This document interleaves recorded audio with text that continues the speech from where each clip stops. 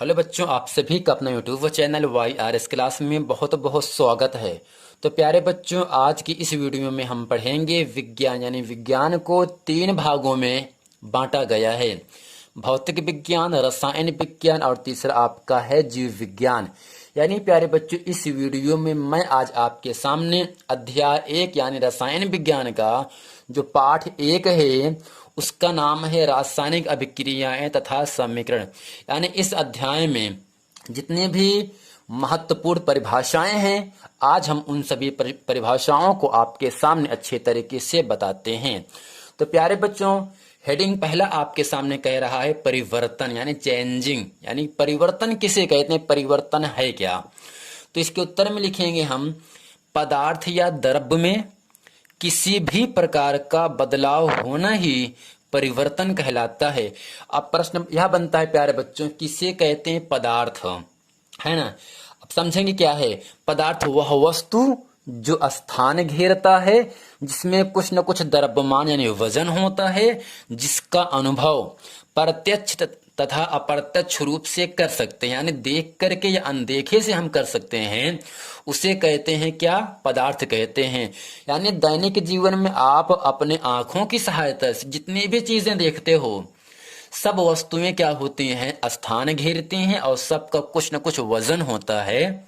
यदि आप उसे आंख से देख पा रहे हो तो आपका प्रत्यक्ष है, यदि आंख से नहीं देख पा रहे हो तो क्या होगा? आपका अप्रत्यक्ष हो जाएगा। यानी पदार्थ या द्रव्य में किसी भी प्रकार का बदलाव होना ही परिवर्तन कहलाता है। और परिवर्तन निम्नलिखित 2 प्रकार के होते हैं। तो नंबर 1 क्या होगा आपका? भौतिक परिवर्तन। दूसरा आपका है रासायनिक परिवर्तन। तो अब ये सीख लेते हैं प्यारे बच्चों, किसे कहते हैं भौतिक परिवर्तन और किसे हम कहेंगे रासायनिक परिवर्तन। तो सबसे पहला हेडिंग आपके सामने कहा जा रहा है भौतिक परिवर्तन। तो इसमें हम लिखेंगे ऐसा परिवर्तन जिसमें उस पदार्थ का संगठन, आणविक संरचना नहीं बदलता है, भौतिक परिवर्तन कहलाता है। भौतिक परिवर्तन में किसी पदार्थ की उपस्थिति से वह कुछ समय के लिए अपना लक्षण खो देता है, लेकिन उस पदार्थ के हटते ही वह अपनी मूल अवस्था में आ जाता है। यानी प्यारे बच्चों, ऐसा परिवर्तन जिसमें उस पदार्थ का संगठन तथा आणविक संरचना क्या हो नहीं बदलता है, यानी चेंज नहीं होता है, तो उसे हम क्या कहते हैं? भौतिक परिवर्तन कहते हैं। यानी भौतिक परिवर्तन में जो पदार्थ चेंज होता है वह कुछ समय के लिए क्या कर देता है? अपना लक्षण, अपनी प्रॉपर्टीज क्या कर देता है? खो देता है, लेकिन उस पदार्थ के हटते ही वह जिस अवस्था में था उसी अवस्था में आ जाएगा। जैसे हम कोई एग्जाम्पल के जरिए से आपको समझाना चाहें, से आपके पास पानी है ना, जल है। जब जल को हम गर्म करते हैं प्यारे बच्चों, तो वह क्या बन जाता है? भाप बन जाता है। भाप को वाष्प के नाम से जानते हैं। यानी जल को गर्म करने पर वह वाष्प में, और उसी वाष्प को ठंडा कर दीजिए आप। यानी जल को गर्म करने पर भाप में बदल जाता है, और उसी भाप को या वाष्प को ठंडा करने पर द्रव में, द्रव का मतलब पानी जैसा, द्रव में बदल जाता है। और उसी द्रव को हम जब और ठंडा कर देते हैं तो आपका ठोस बन जाता है। तो सिंपल तरीके से आपको समझ लेना है, ठंड का मौसम रहता है ना, आप करते क्या हो? गर्म पानी करके क्या स्नान करते हो ना, जब पानी खूब गर्म हो जाता है तो वह क्या बन जाता? धीरे धीरे वाष्प के रूप में ऊपर उठने लगता है ना। और यदि आप गर्मी का मौसम है तो आप करते क्या हो? फ्रीज में पानी को रखते हो ना। यानी जब जल को हम ठंडा करते हैं वह क्या बनता है? ठोस बन जाता है। यानी वाष्प को आप ठंडा करो तो क्या बनेगा? आपका द्रव बन जाएगा। जब उसी द्रव यानी पानी को हम फ्रीज में रखते हैं तो बर्फ बन जाता है। तो प्यारे बच्चों, बर्फ है क्या? एक ठोस पदार्थ है। यानी जल को गर्म करने पर वह वाष्प में, और वाष्प को हम ठंडा करने पर द्रव में, और द्रव को और ठंडा कर दिया जाए तो वह ठोस में बदल जाता है। और यह क्या है? एक आपका भौतिक परिवर्तन होता है। तो प्यारे बच्चों, उम्मीद करते हैं आप इसे अच्छे तरीके से समझ गए होंगे। दूसरा हेडिंग आपके सामने कह रहा है रासायनिक परिवर्तन। तो इसके उत्तर में लिखेंगे हम ऐसा परिवर्तन जिसमें किसी पदार्थ के अणुओं का रासायनिक संगठन, आणविक संरचना बदल जाती है, उससे रासायनिक परिवर्तन कहते हैं। यानी प्यारे बच्चों, जैसे लोहे में जंग लगना, यानी जब लोहे में जंग लग जाता है तब उसे हम अलग नहीं कर सकते हैं। तो यह क्या होगा आपका, एक भौतिक परिवर्तन होगा। और क्या होगा आपका, एक रासायनिक परिवर्तन होगा।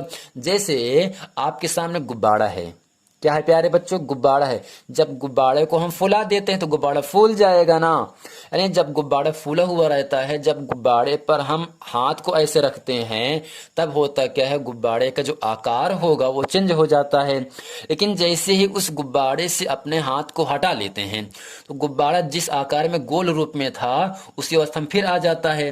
तो यानी कुछ समय के लिए वो अपना स्थान क्या कर देता है, अपना लक्षण खो देता है, लेकिन उस लक्षण को हटाते ही, उस पदार्थ को हटाते ही वह उसी रूप में आ जाता है।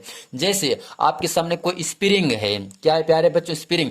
जब स्प्रिंग को हम खींचते हैं तो वह फैल जाता है, लेकिन जब स्प्रिंग को हम छोड़ देते हैं तो वह उसी अवस्था में आ जाता है।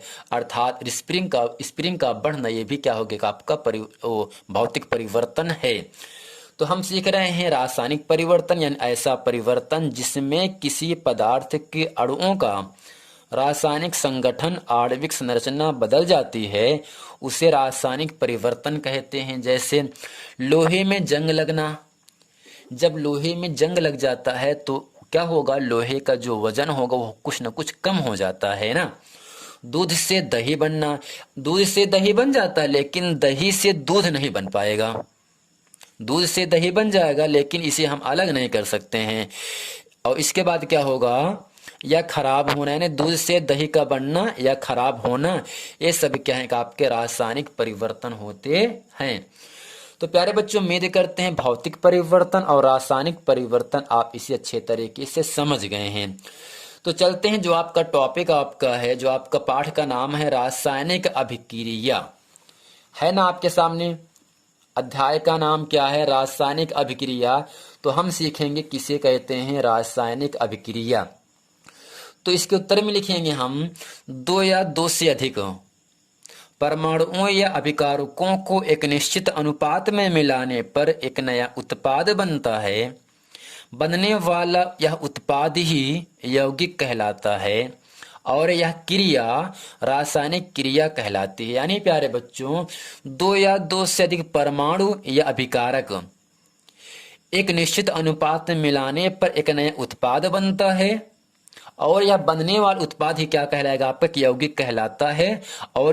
और यह जो क्रियाएं होती हैं, इस क्रियाओं को ही हम क्या कहते हैं, रासायनिक क्रिया कहते हैं। जैसे लोहे में जंग लगना, डीजल पेट्रोल का जलना, ये क्या आपका है, रासायनिक अभिक्रिया के अंतर्गत आता है। इसे आपके सामने N2+3H2 है ना, यानी नाइट्रोजन की क्रिया हाइड्रोजन से कराया गया तो क्या बना, आपका अमोनिया बना। अब ये आपको ध्यान से पढ़ना है, H2 और N2 को हम क्या कहते हैं, अभिकारक कहेंगे। यानी ये दोनों मिल करके एक यौगिक बनाते हैं, एक उत्पाद बनाते हैं। उस उत्पाद का नाम क्या है, 2NH3, यानी NH3 को हम अमोनिया के नाम से जानते हैं। यानी जब नाइट्रोजन की क्रिया हम हाइड्रोजन से कराते हैं तब अमोनिया गैस बनती है। अब अमोनिया गैस को बनने में दो परमाणुओं या दो अभिकारकों का यूज किया गया, नाइट्रोजन और हाइड्रोजन। यानी नाइट्रोजन और हाइड्रोजन को हम क्या कहेंगे, अभिकारक कहेंगे। इन दोनों के जरिए से बना है आपका 2NH3 बना, इसे हम यौगिक या उत्पाद कहते हैं। और यह जो क्रियाएं होती हैं इन दोनों को हम कहते हैं रासायनिक अभिक्रिया कहते हैं। तो प्यारे बच्चों, उम्मीद करते हैं रासायनिक अभिक्रिया आप समझ गए होंगे। यानी दो या दो से अधिक परमाणुओं या अभिकारकों को एक निश्चित अनुपात में मिलाने से एक नया उत्पाद बनता है और यह बनने वाला उत्पाद ही यौगिक कहलाता है और यह क्रिया क्या कहलाएगा, आपका रासायनिक क्रिया कहलाता है। तो इसके बाद हेडिंग आपके सामने है रासायनिक समीकरण। इसको हम आप अच्छी तरीके से सीख लेते हैं। रासायनिक अभिक्रियाओं को उनके प्रतीकों और अणुसूत्र के माध्यम से प्रकट करने पर जो समीकरण प्राप्त होता है उसे रासायनिक समीकरण कहते हैं। जैसे मैग्नीशियम का दहन करने पर मैग्नीशियम ऑक्साइड का बनना। यानी प्यारे बच्चों, मैग्नीशियम का दहन यानी दहन का मतलब जलाने पर, यानी जब मैग्नीशियम के तार को हम जला देते हैं तो एक काला जैसा राख प्राप्त होता है। उस राख को हम कहते हैं मैग्नीशियम ऑक्साइड कहते हैं। यानी मैग्नीशियम की क्रिया ऑक्सीजन से कराने पर बन रहा है मैग्नीशियम ऑक्साइड। इसे हम कहेंगे क्या, यौगिक या उत्पाद कहते हैं। और ऑक्सीजन और मैग्नीशियम को हम क्या कहेंगे, अभिकारक कहेंगे। यानी जो मैग्नीशियम ऑक्साइड बन रहा है इन दोनों के मिलने से बन रहा है, और इन दोनों का जो क्रिया होगा वो आपका रासायनिक अभिक्रिया कहलाता है। जैसे Mg+O2, यानी Mg का मतलब मैग्नीशियम, O2 का मतलब ऑक्सीजन। यानी जब मैग्नीशियम की क्रिया ऑक्सीजन से कराया जाता है प्यारे बच्चों तो बनता क्या, MgO। इस MgO को हम क्या कहते हैं, मैग्नीशियम ऑक्साइड कहते हैं। दूसरा आपका है कार्बन की क्रिया किससे कराया गया, ऑक्सीजन से कराया गया तो बन रहा आपका CO2 को हम कहते हैं कार्बन डाइऑक्साइड। तो यानी जो समीकरण ये आपका होगा Mg+O2 बन रहा है 2MgO और C+O2 बन रहा है CO2। यह समीकरण ही क्या कहलाएगा, आपका रासायनिक समीकरण कहलाता है। यानी मैग्नीशियम की क्रिया ऑक्सीजन से कराने पर मैग्नीशियम ऑक्साइड बनता है, और मैग्नीशियम ऑक्साइड का सूत्र होता है MgO। Mg का मतलब मैग्नीशियम, ऑक्सीजन का मतलब O2 ये क्या है, का आपका ऑक्सीजन है। तो प्यारे बच्चों, कार्बन है, क्रिया कराया गया ऑक्सीजन से, बन रहा है CO2। अब इसमें होता क्या है, जो दो लगा है ये आपका संतुलित करने के लिए लगाया जाता है। अब ये समझ लेना, जो Mg है, Mg का 2 परमाणु लगा है, ऑक्सीजन है इसका 2 परमाणु लगा है। अब इसके बाद यानी तीर के बाद जो बन रहा है यानी दोनों का मान आपने बराबर होना चाहिए। अभिकारक और उत्पाद में जो परमाणु होते हैं वह बराबर होना चाहिए। यदि बराबर हैं तभी क्या होगा, आपका संतुलित समीकरण कहलाएगा।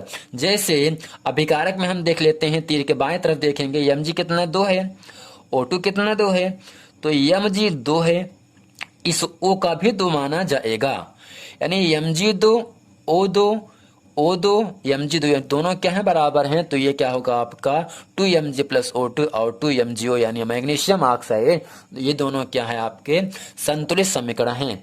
कार्बन कितना यहाँ पर है 1, यहाँ पर कितना है 1, ऑक्सीजन कितना है 2, ऑक्सीजन कितना है 2, यानी 1 यहाँ तीर के बाद, 2 यहाँ है तीर के पहले, और 2 क्या है तीर के बाद, दोनों क्या है आपके बराबर हैं। तो ये आपका एक संतुलित समीकरण कहलाता है। तो प्यारे बच्चों, उम्मीद करते हैं ये पूरा वीडियो आपको बहुत अच्छे तरीके से समझ में आ गया होगा। इस वीडियो में इतना ही था। परिवर्तन किसे कहते हैं, परिवर्तन कितने प्रकार के होते हैं, और रासायनिक समीकरण किसे कहते हैं, रासायनिक अभिक्रियाएं किसे कहते हैं। तो ये था पूरा इस वीडियो का अच्छा प्रश्न। तो प्यारे बच्चों, उम्मीद करते हैं ये पूरा वीडियो आपको अच्छे तरीके से समझ में आ गया होगा। मिलते हैं अगले वीडियो में, तब तक के लिए थैंक यू।